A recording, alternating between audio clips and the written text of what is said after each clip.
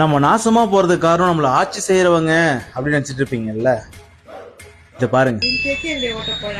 என்னோட சஜஷன் அது. என்னோட ஓட்டு திமுக தான். என் ஓட்டு திமுக சார். என் ஓட்டு டிஎம்கே தான். என்னுடைய ஓட்டு பிஜேபி. என் வாக்கு டிஎம்கே. என் ஓட்டு டிஎம்கே தான். என் ஓட்டு டிஎம்கே தான். என் ஓட்டு டிஎம்கே தான். என் ஓட்டு கண்டிப்பா டிஎம்கே தான். என் ஓட்டு டிஎம்கே தான். என்னோட ஓட்டு டிஎம்கே தான். என் ஓட்டு டிஎம்கே தான். என் ஓட்டு டிஎம்கே. டிஎம்கே வரணும் சார். என் ஓட்டு டிஎம்கே. திமுக தான் என் ஓட்டு. திமுக வந்தா நல்லா இருக்கும். இது போல நிறைய பேர் இருக்காங்க. அவங்க கிட்ட எல்லாம் போயிட்டு என்ன பண்ணிருக்காங்க அப்படின்னு கேட்டீங்கன்னா என்ன பண்ணணும் அப்படின்னு கேட்பாங்க. ஏன்னா அவங்கள பொறுத்த வரைக்கும் என்ன பண்ணாங்க, எப்படி இருக்கும் எதுவுமே அவங்களுக்கு தெரியாது. அவங்கள பொறுத்த வரைக்கும் அதுக்கு போடணும். ஏன்னா அவங்க பிக்ஸ் ஆயிட்டாங்க. இப்ப நேத்து கிடையாது, காலகாலமா பரம்பரை அதுதான் போடுவோன்னு சொல்ற அளவுக்கு பிக்ஸ் ஆயிருக்காங்க. அப்படி பிக்ஸ் ஆகப்பட்டவங்களாம் இந்த வீடியோ கொஞ்சம் பாருங்க. கிருஷ்ணகிரி மாவட்டத்தில் 2 வயது பெண் குழந்தை பாலியல் வன்கொடுமைக்கு ஆளாக்கப்பட்ட கொடூரம்.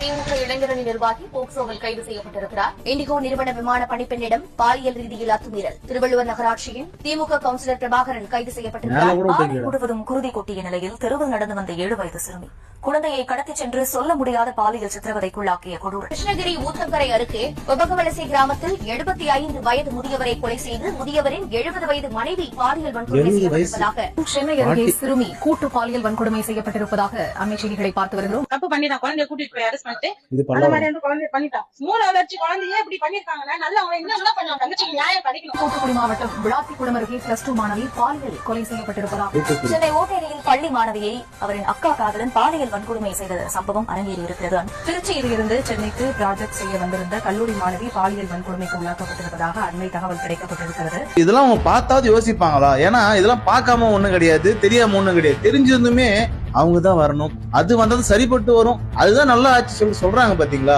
அவங்க எல்லாம் என்ன சொல்றதுன்னு தெரியல. 2 வயசு குழந்தையில இருந்து 70 வயசு பாட்டி வரைக்கும் பாலியல் தொல்லை. இவங்களை பொறுத்த வரைக்கும் உன்னோட டைலாக் சொல்லுவோம் பாத்தீங்களா, எவன் வீட்டுல எழவு வந்தா எனக்கு என்ன, என் வீட்டுல கறி குழம்பு அப்படின்ற மாதிரி இவங்க அப்படிதான் இருக்காங்க. இப்ப பார்த்த எல்லா நியூஸும் இந்த 20 நாளுக்குள்ள நடந்த விஷயம். இதுக்கு முன்னாடி நிறைய நடந்திருக்குது. ஆனா அதெல்லாம் யோசிக்க மாட்டாங்க அவங்க. இவங்களை பொறுத்த வரைக்கும் பரம்பரையா அதுக்கு போடணும், போட்டே தீரணும். வேற எதுவுமே உங்களுக்கு தெரியாது. மனநோயாளிகள் போட்டே தீருவார்கள். என்ன கொடுமைனா, எங்களை தற்கூரி சொல்லிட்டு இவனுங்க இன்னும் தற்கொலையாவே இருக்கானுங்க. நாங்க ஒரு ஹீரோக்கு ரசிகரா இருந்தோம், இப்ப தொண்டர்களா இருக்கோம். தமிழ்நாட்டு நன்மைக்காக என்ன வேணும் யோசிக்கிறோம். ஆனா இவனுக்கு எப்படி தெரியுமா, ஹீரோக்கு இல்ல ஒரு தலைவருக்கு ரசிகனா இருந்துகிட்டு காலகாலமா இப்படியே இருக்கானுங்க. இவனுங்க சொல்றாங்க எங்களை தற்கொலை. சொல்ல போனா நிஜ தற்கொலை நீங்க தான்டா. நம்ம இந்த நாட்டுல இருக்கோம். இந்த நாட்டுல நடக்கிற எல்லா விஷயமும் நமக்கும் சம்பந்தப்பட்டது. நம்மளும் இங்கதான் வாழ்றோம்ன்றது யோசிக்கிற வரைக்கும் இது மாறவே மாறாது. இதெல்லாம் ஏன் எடுத்து போடுறோம்னா, இதெல்லாம் பார்த்தாலே கொஞ்சம் யோசிப்பாங்களான்னா. இவங்க எல்லாம் என்ன சொல்றதுன்னு தெரியல. முடிஞ்ச நீ கமெண்ட்ல சொல்லிட்டு போங்க.